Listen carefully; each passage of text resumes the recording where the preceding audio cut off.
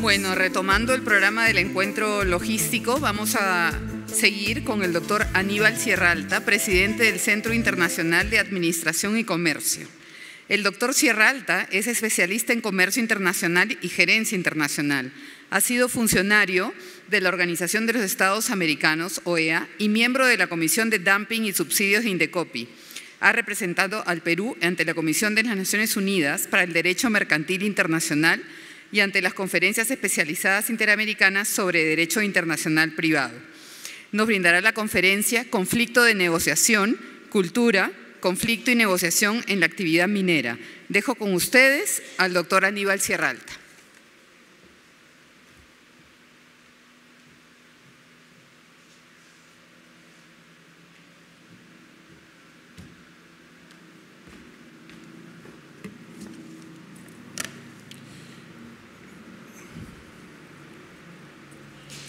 Muy buenos días. Permítame empezar esta exposición pagando una deuda de inmensa gratitud.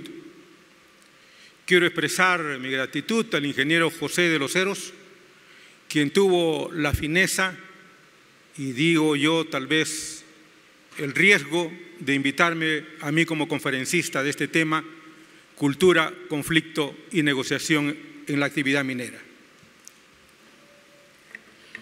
Después de pagar esta gratitud, voy a empezar mi conferencia expresándoles a todos y cada uno de ustedes que en realidad me siento como el octavo marido de Elizabeth Taylor. Después de las excelentes conferencias que se han dado ayer y hoy día, en realidad, como el octavo marido de Elizabeth Taylor, no sé qué puedo hacer o qué puedo decir para impresionarlos. Sin embargo, voy a atrever a desarrollar el tema que nos convoca hoy día en la mañana.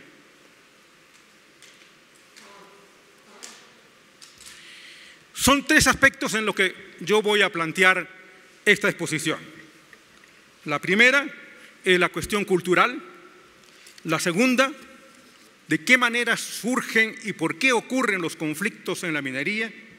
Y finalmente, cómo es que la negociación puede servir para evitar el conflicto o para solucionarlo cuando éste ya se ha presentado. En el primer caso, la cuestión cultural, debo de mencionar que la cultura abarca una serie de aspectos, la cultura de la sociedad en general. Abarca la cultura, la religión, la lengua, las costumbres. Abarca la cultura, además, la visión del mundo. Cómo es que las personas y los grupos sociales ven el mundo. Abarca también la cultura, el concepto de la estética, la educación y las formas de expresión. Así que cuando hablamos nosotros de cultura, hablamos de un aspecto general y amplio, porque la cultura es contraposición a la civilización, y no con el concepto de cultura desde el punto de vista funcional o cultura organizacional. Esta es, en todo caso, un subproducto de la cultura, o es un elemento de la cultura. Pero la cultura abarca un espacio mayor. Es, vuelvo a repetir, religión, lengua, costumbres, hábito, conceptos estéticos, educación y visión del mundo, visión de la vida. Y hago esta distinción porque conviene que no confundamos el real concepto que tiene de cultura en las relaciones de la comunidad con la minería respecto de lo que se entiende y lo que se dice por cultura en una empresa, una corporación, un gremio o un sindicato. Esas son conductas o actitudes, pero la cultura abarca un aspecto mucho mayor. Decía que lo uno es un estilo empresarial y lo otro abarca la esencia de la vida. Cómo es que los hombres y mujeres de un grupo social y del mundo ven a esta realidad. Y entonces, respecto de ello, debo de mencionar que este ámbito tan grande de cultura es lo que le da naturaleza y autenticidad a los grupos sociales. Y en esa relación frecuente y necesaria e indispensable que hay entre la empresa minera y las comunidades nativas y también el Estado, este elemento de la cultura corre permanentemente durante esa relación y durante los conflictos, porque está de por medio la visión del mundo. Hago esta mención porque cuando se habla del desarrollo de la minería y el desarrollo de las comunidades, con frecuencia las personas, y conversaba yo con algunos empresarios, decía, nosotros estamos llegando a las comunidades abandonadas por el Estado y abandonadas por la sociedad misma, estamos llegando para darles el bienestar, la felicidad, a través de una serie de medios materiales. Pero la felicidad es lo único que no se puede imponer en la vida. La felicidad es la satisfacción personal que uno tiene sobre sí mismo y sobre su vida. La felicidad no se compra en la bodega. La felicidad no se impone, no le impone la inversión extranjera. La felicidad es la satisfacción que yo tengo conmigo mismo respecto de mí y respecto de la vida. Por eso es que me he permitido en esta exposición traer como forma de explicación a ese bello cuento que ya tiene 150 años de Alicia en el País de las Maravillas. Alicia en el País de las Maravillas fue escrito por un poeta cartesiano, euclidiano, severo, moralista, que estaba en contra de la formalidad de los reyes ingleses de aquella época. Y entonces Alicia en el País de las Maravillas es, con su autor o el padre de Alicia, esa lucha por el equilibrio, esa lucha entre los sueños y las emociones y la realidad o la cultura euclidiana que tenía su autor, que además escribía con un seudónimo. Alicia es una expresión entre los sentimientos, que es la esencia de la cultura, y el mundo cartesiano y euclidiano de los reyes ingleses. ¿Qué se planteaba Alicia? Alicia se planteaba una sola pregunta, dice, ¿por qué todos me dicen qué hacer? ¿Por qué todos me quieren decir, tú tienes que ser feliz por este lado? Tienes que ser feliz como yo quiero que seas feliz. Esta es la gran pregunta que se plantea Alicia. Dice, este es mi sueño y yo decidiré cómo continúo en este sueño. Así que el autor lucha con su personaje o su personaje es el alma del autor para poder enfrentarse entre el mundo de las emociones y el mundo de la razonabilidad. La felicidad no se impone. Y los conceptos y la visión del mundo que tienen tanto el empresario como el campesino y nativo y los funcionarios del Estado es diferente. Es diametralmente distinta. Para el campesino y el nativo, el mundo termina donde termina la montaña. Que además la montaña y los lagos tienen un carácter divino, religioso. En cambio, para el inversor, para el empresario, el mundo no tiene límites. El mundo es toda la esfera del mundo terráqueo e incluso el universo. Son dos visiones del mundo diferentes. La visión del campesino, vuelvo a repetir, cree que el mundo termina donde está la montaña, que además tiene un carácter religioso, donde termina el lago, que además tiene un carácter religioso. Pero el empresario y el inversionista, sobre todo extranjero, el mundo no termina en la montaña, es más allá de la montaña, es todo. En cambio, para el Estado, el mundo es solamente la renta. Y esto ocurre en las relaciones de la minería, ocurren una serie de actores. Yo he agrupado estos actores en dos tipos: los actores formales y los actores informales. He visto yo en los conflictos que han ocurrido no solamente en el Perú, sino en el mundo, porque los fenómenos humanos son similares en todas partes. Sus manifestaciones son las que cambian.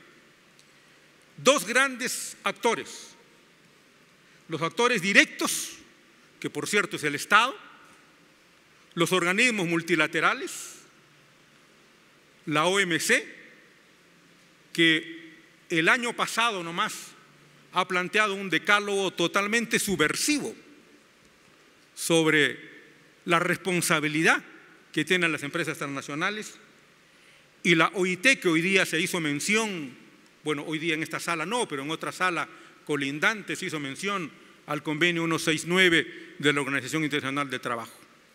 Estos son los organismos que están vinculados directamente con la actividad minera. Y qué duda cabe, el más significativo de todos, las empresas transnacionales. Pero junto con estos, el cuarto actor directo en la actividad minera o en los conflictos mineros son las asociaciones de campesinos y nativos. Yo solamente menciono algunas de ellas. Son 4 veces más de las que están en la transparencia. Estos son los actores directos. Y de tal manera que cuando nosotros analicemos el conflicto minero, tenemos que analizarlo desde el punto de vista de estos 4 actores que intervienen directamente en la actividad minera. Pero hay otros que, siendo indirectos, o digo mejor, aún siendo indirectos, son inmensamente activos e intervienen e interfieren en los conflictos mineros, como son las bolsas de productos. Nosotros estamos comercializando un commodity que desde la independencia de todos los países de América Latina, sus precios no los controlamos nosotros. Y esta es una lucha constante que han tenido todos los países de América Latina respecto de los commodities. Ninguno de nuestros países, grandes productores de minerales, controla los precios. Ni siquiera pueden tener interferencia en los precios. Y esta ha sido una lucha. Desde los albores de la independencia en el comienzo del siglo XX, todos los grandes productores mineros de América Latina no solamente no manejaban volúmenes ni precios, sino que algunos, los más atrevidos y los más arrojados, tuvieron que irse a Londres para poder comercializar los productos, como es el caso histórico de Leonel Patiño, aquel famoso productor de estaño de Bolivia, que para poder comercializar el estaño tuvo que instalar en la City londinense su oficina de comercialización, y que sin embargo fracasó, porque los gremios de compradores, si así se han manejado las commodities, han sido los compradores los que determinaban los precios. Hoy día, las bolsas de productos, que incluso se llega al caso de que la industria de los conductores de cobre no maneja precios, ni puede comprar la materia prima en el territorio nacional, a pesar de ser un país, el tercer país del mundo productor de cobre. El otro actor indirecto son las fundaciones que se forman. De hecho, se han formado recientemente en el Perú algunas fundaciones para la actividad minera. Las ONGs, que duda cabe. Esta asociación civil creada a fines del siglo XIX y que hoy día existen en el mundo 800 ONGs con diferente tamiz, diferente color, diferentes intenciones, diferentes objetivos, pero que todas convergen en los conflictos mineros. La prensa, qué duda cabe, hoy día en el panel anterior, con un gran deleite del desarrollo tecnológico, se mencionó de qué manera la tecnología de la información está dominando el mundo. Y el peligro no es el desarrollo de la tecnología que buena hora sirve para los proyectos y los emprendimientos mineros. El peligro es que ese desarrollo tecnológico domine al hombre, que es la razón de todos nuestros esfuerzos y la razón, estoy seguro, de esta misma convención. Basta con ver cómo la tecnología ha dominado al hombre, que veo los jóvenes cómo pierden los mejores momentos de su vida cuando salen a almorzar o a comer con la novia o la enamorada, los dos están manejando el WhatsApp y ninguno se mira al rostro. Yo digo, ¿qué tal desperdicio?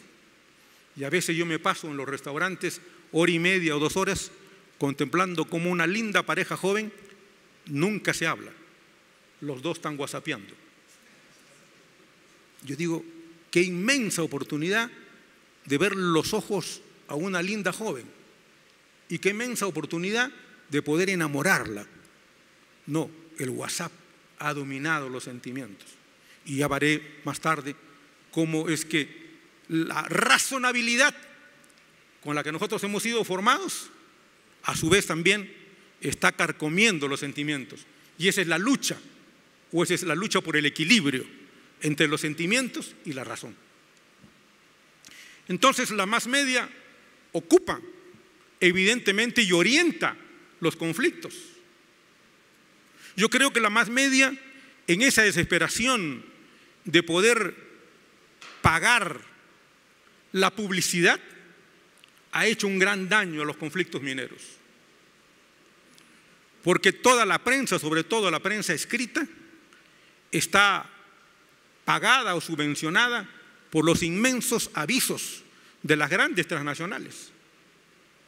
Y entonces pierden el equilibrio. Y en esa pérdida del equilibrio, la gran prensa ha generado una fricción adicional a los conflictos mineros, al calificar a las personas entre mineros y antimineros. Desde ese punto de vista, y en ese instante, evidentemente, se le puso más gasolina al incendio. El mundo no está dividido entre antis y pros. Cada uno de nosotros somos una manifestación única, felizmente. Si no se imaginan lo aburrido que sería que todos fuéramos estandarizados. Creo que ese elemento no le hizo ningún favor a los conflictos mineros, por el contrario. Y lo peor es que no solamente divide al mundo entre 2 personas o entre 2 grupos de personas, a quienes incluso se les ha dicho perros del hortelano, a quienes incluso en las zonas selváticas del Perú se les dice salvajes, porque están en contra de las explotaciones petroleras, a quienes incluso en las zonas del campo, del Ande, se les dice ignorantes y analfabetos, enemigos de la civilización. Eso evidentemente no ayuda a resolver el conflicto, al contrario, lo acrecienta. Y veo a veces, porque producto de esta exposición ha sido un libro que se les ha entregado a todos ustedes, cómo es que a veces los funcionarios de mando medio son menos insensibles o menos sensibles a las necesidades de la población. El día de ayer hubo un panel interesante sobre los esfuerzos en el campo laboral. Yo no conocía y para mí fue inmensamente ilustrativo la exposición de la doctora Alba Jar y los 2 panelistas que lo acompañaron. Ese es un gran esfuerzo que hace la minería en el sector laboral, pero además insuficiente. Y finalmente, el otro factor son la sociedad civil.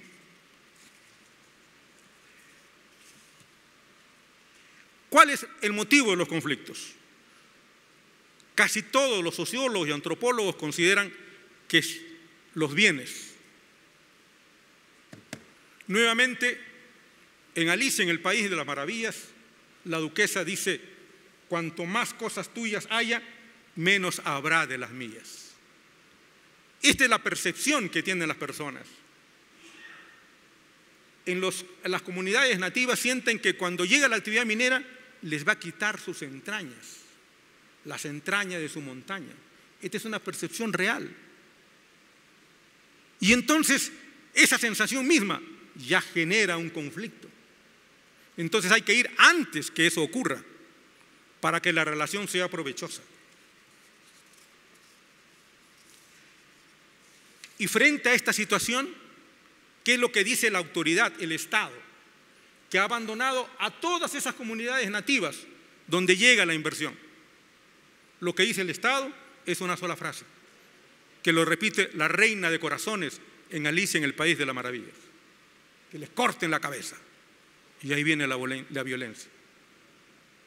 El conflicto cercano que hemos tenido nosotros se origina cuando ya antes, en el año 2011, ese conflicto se presentó y hubo 5 muertos.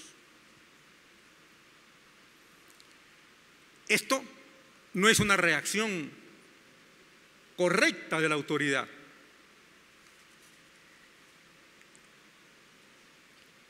Lo peor es que no tenemos un centro de planeamiento estratégico ni a nivel Estado. Solo las grandes empresas transnacionales tienen un centro de planeamiento y el Estado y la sociedad no. Y cuando no hay un centro de planeamiento estratégico, nos encontramos con ese diálogo interesante entre Alicia y el gato. ¿Qué camino tomar para salir de este conflicto? Y el gato le responde: eso depende de a dónde queramos ir. Y Alicia le responde: poco me preocupa a dónde ir. Entonces, poco importa el camino que tomes. Y esta es la situación en la que nosotros nos encontramos. No hay un gran objetivo estratégico de qué manera la actividad minera, sabemos de qué manera la actividad minera participa en el desarrollo de la economía nacional, pero no sabemos qué hacer con la actividad minera. El Estado solamente se preocupa de recaudar. Los presidentes regionales se ubican a deshacer el ingreso del canon. Y ahí vemos un ejemplo terrible en Ancash. Un gobernador de Ancash, sorprendido por el volumen del canon, lo que pide es distribuir el canon a razón de 500 soles por persona, para de esa manera él pagar sus promesas. No sabemos, ni el Estado, ni los gobiernos regionales, ni los gobiernos locales. Y el alcalde, cuando le llega el canon, no sabe qué hacer y construye un gran coliseo donde no hay agua potable. O sea, se equivoca del orden. Nuevamente el diálogo entre Alicia y el gato se vuelve lamentablemente una realidad. Hay 2 referencias, porque quiero pasar inmediatamente al tema central que quiero mencionarse. Les decía que las Naciones Unidas ha elaborado un decálogo totalmente subversivo. 2013, todas las grandes transnacionales han llegado a este decálogo. Yo sé que es una expresión lírica. Sin embargo, y probablemente las mismas empresas que elaboraron este decálogo lo han incumplido a los 3 meses, como ha ocurrido con muchos acuerdos. Pero de todas maneras es un campanazo en la realidad mundial de cuál es el compromiso que deben tener las empresas transnacionales. Bien, frente a esta situación, ¿cómo enfrentarla? A través de la negociación.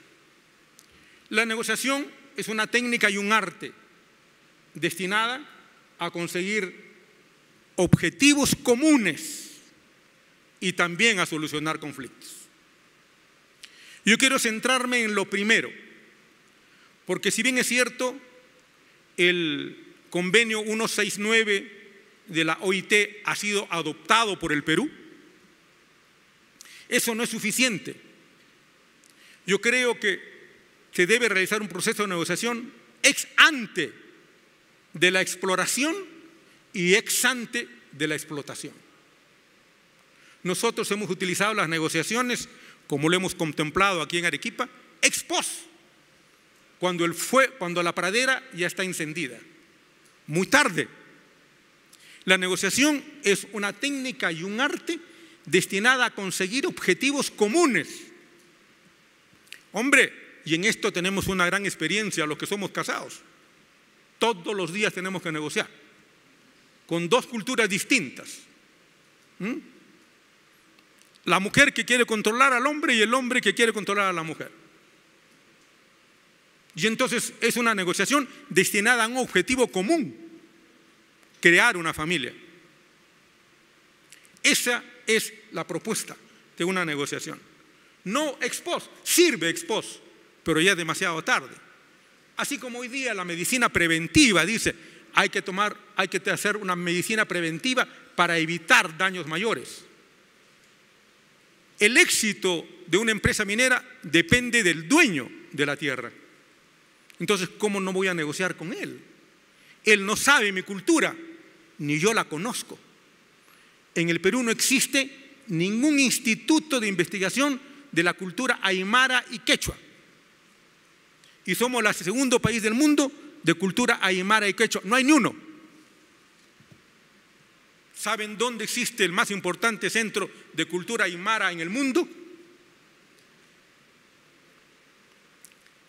En el puerto de Iquique. Bolivia no lo tiene, Perú no lo tiene. Arequipa, qué duda cabe, es una población formada en un gran porcentaje de gente de origen aymara.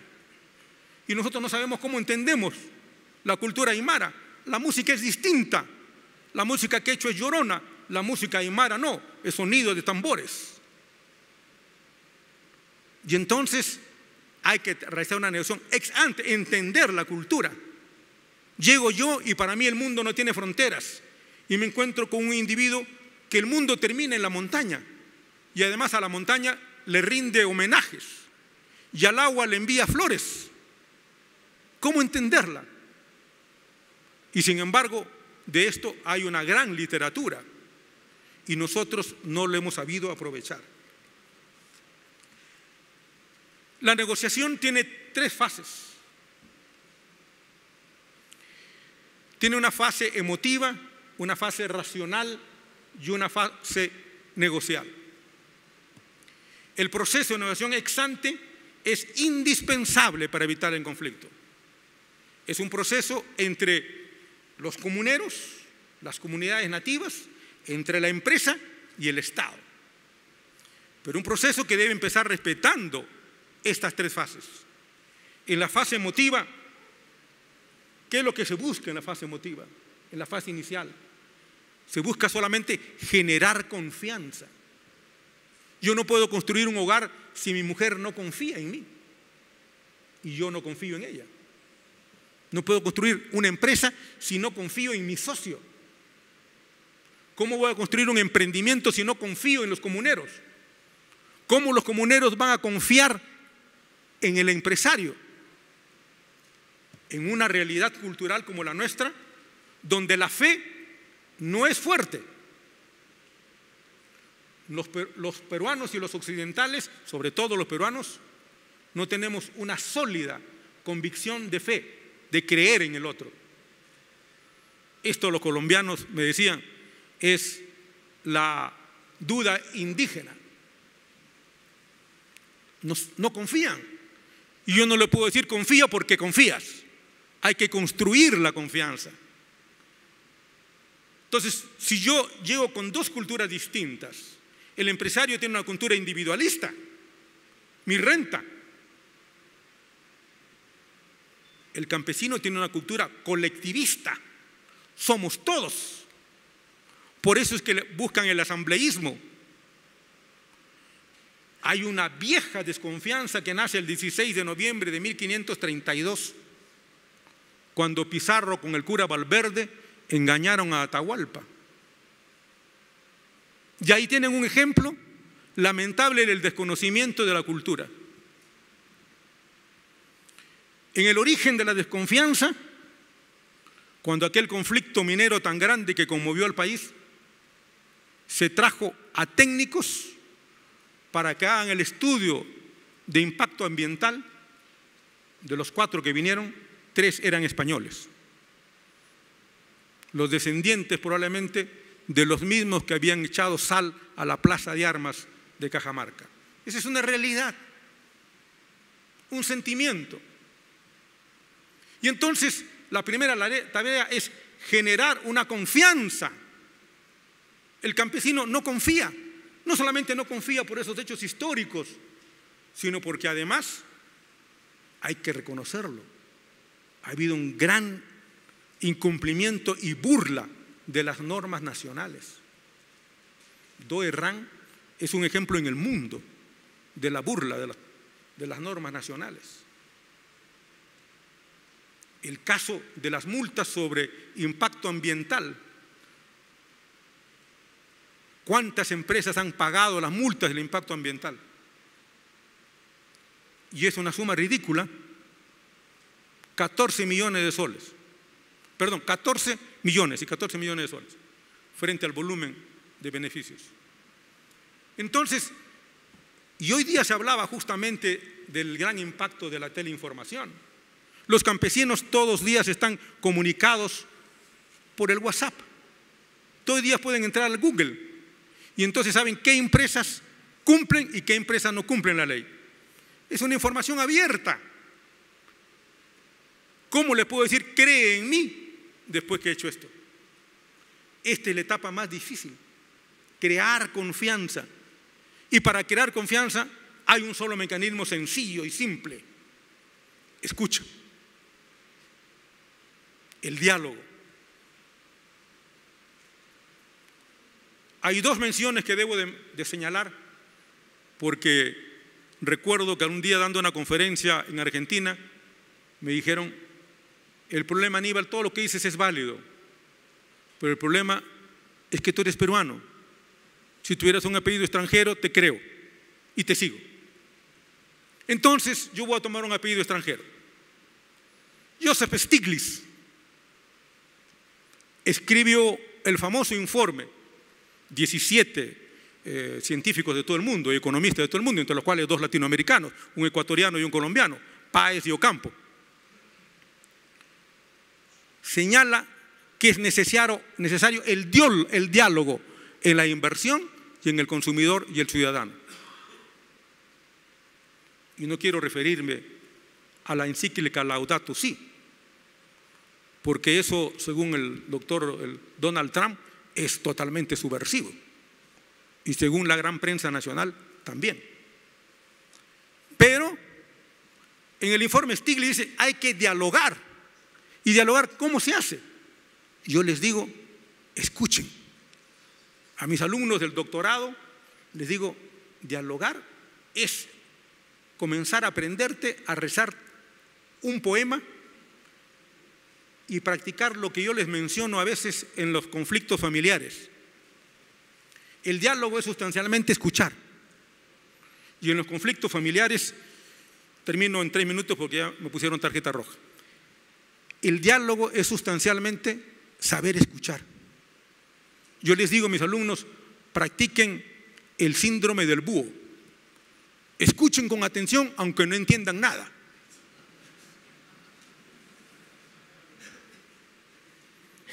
Y entonces el comunero va a regresar a su comunidad y va a sentir satisfecho. Y va a decir: me escuchó lo que yo quería decirle. Nada más. No pide que le digan: te vamos a conceder todo, no. Escuchar.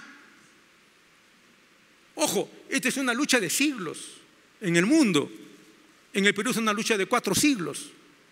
Y lo único que quiere la gente del Andes, que lo escuchen. Una vez que se ha superado esa etapa emotiva, es que recién podemos pasar a la etapa reflexiva. Es decir, identificar los intereses. ¿Cuáles son los intereses que tienen las partes? Los míos y los tuyos. Porque nosotros nos movemos por intereses.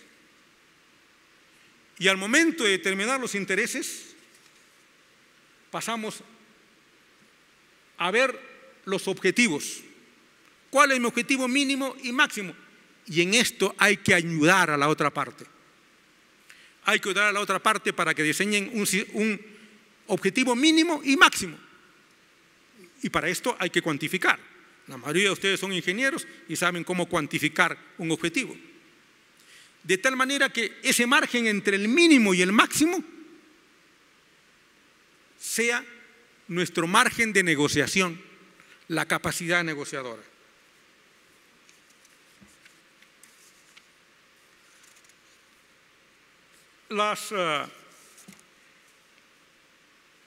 Una vez que se ha determinado el objetivo máximo y el mínimo, nosotros podemos ver cuáles son las áreas de convergencia, en qué aspecto estamos de acuerdo y cuáles son las áreas de divergencia. Y solo ahí es que pasamos a la última etapa, la etapa negocial.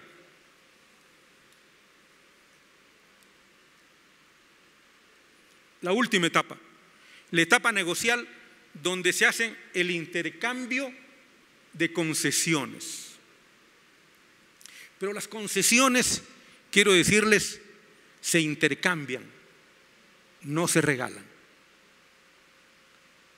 Yo creo que fue una mala decisión, desde mi punto de vista como observador y analista de las negociaciones, fue una mala decisión en el conflicto de Tía María II.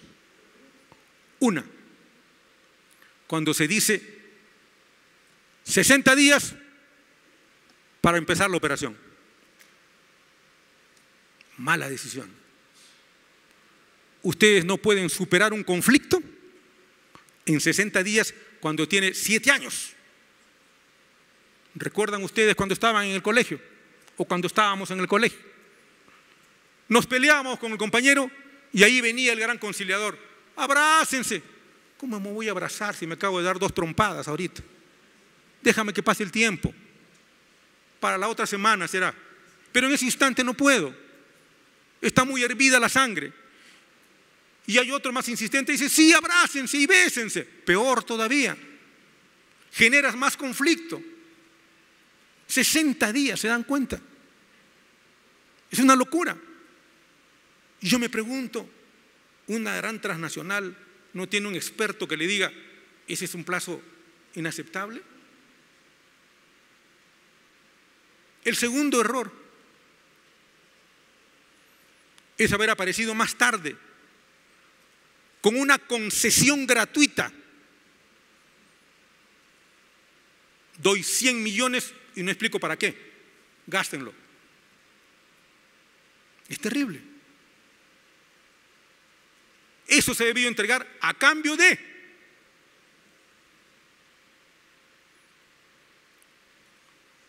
Alguno de ustedes habrá sido Boy Scout. Los Boy Scouts los inventaron los ingleses y los americanos y era, te voy a dar la propina cuando tienes 11 años después de haber limpiado el carro.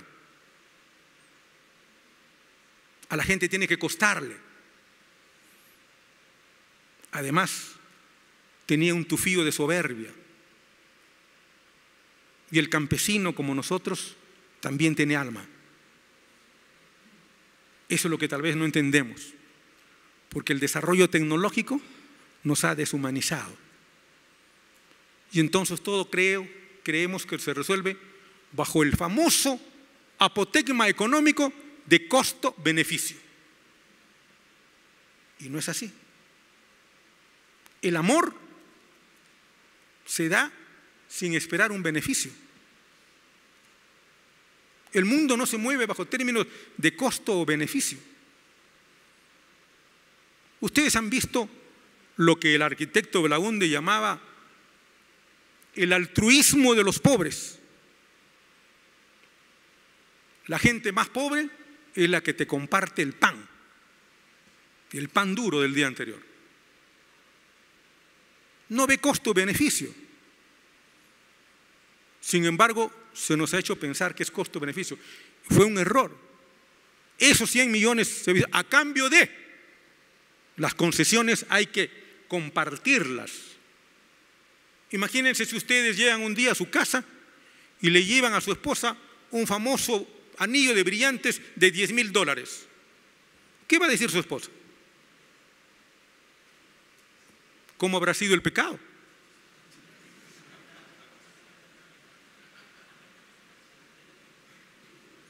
no lo va a recibir bien. Y enseguida generan ustedes un conflicto.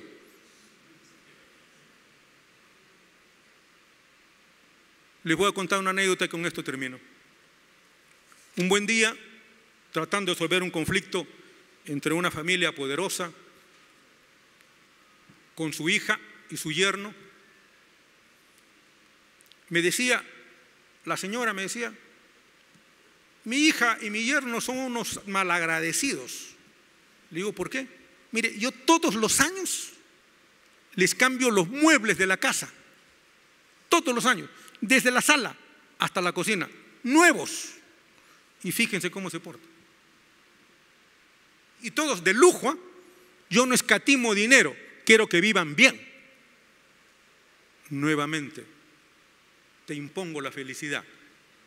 Y yo le pregunto a la señora, señora, ¿y usted alguna vez les ha dicho si esos muebles les gusta a su yerno, a su hijo? ¿Cómo no les va a gustar si es lo más fino que hay en el mercado?